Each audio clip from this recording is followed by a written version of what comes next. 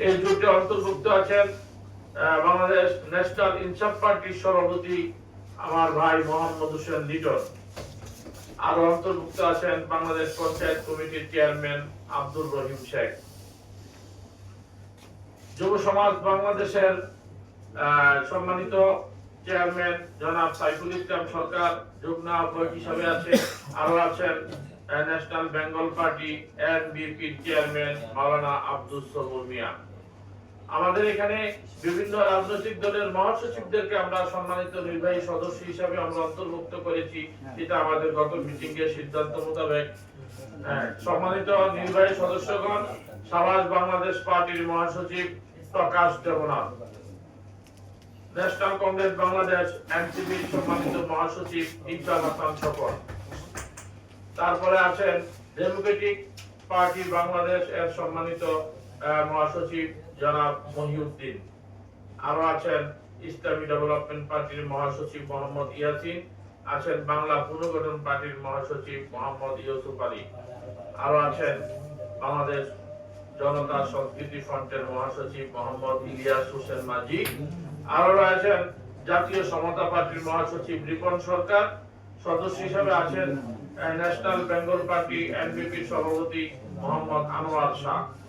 আমাদের সম্মানিত উপদেষ্টা পরিষদে সদস্য হিসেবে আছেন বীর মুক্তিযোদ্ধা শাহজাহান হাওলাদার, উপদেষ্টা বাংলাদেশ সাবাস পার্টি। আমাদের এখানে সম্মানিত উপদেষ্টা হিসেবে আছেন ন্যাশনাল কংগ্রেস বাংলাদেশ এনসিপির সম্মানিত সিনিয়র প্রেসিডিয়াম সদস্য জনাব মোহাম্মদ ফারুক মিয়া।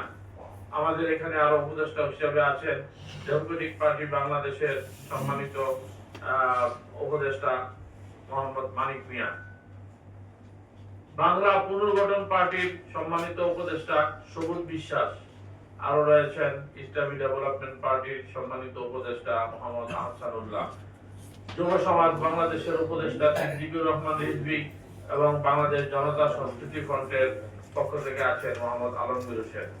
মানবতার জোট এর অঙ্গীকার দেশ হবে জনতার, এই স্লোগানকে সামনে রেখে আগামী জাতীয় সংসদ নির্বাচন ও সুস্থ ধারার রাজনীতিকে বিকশিত করার লক্ষ্যে বাংলাদেশী জাতীয়তাবাদ, মুক্তিযুদ্ধের চেতনা, সকল ধর্মীয় কর্মকাণ্ডে স্বাধীনতা ও নিরাপত্তা নিশ্চিতকরণ, গণতন্ত্র ও সাম্প্রদায়িক সম্প্রীতিতে বিশ্বাসী রাজনৈতিক দলসমূহের সমন্বয়ে জনকল্যাণমুখী মানবতার জোটের আত্মপ্রকাশ হয়েছে।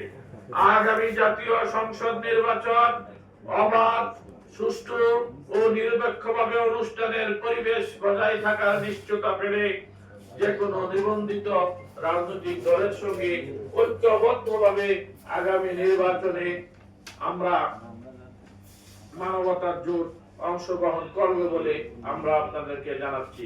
তবে বর্তমান নির্বাচন কমিশন এখন পর্যন্ত জনগণের আস্থা অর্জন করতে পারেনি বলে মানবতার জোট মনে করে। ধন্যবাদ সবাইকে।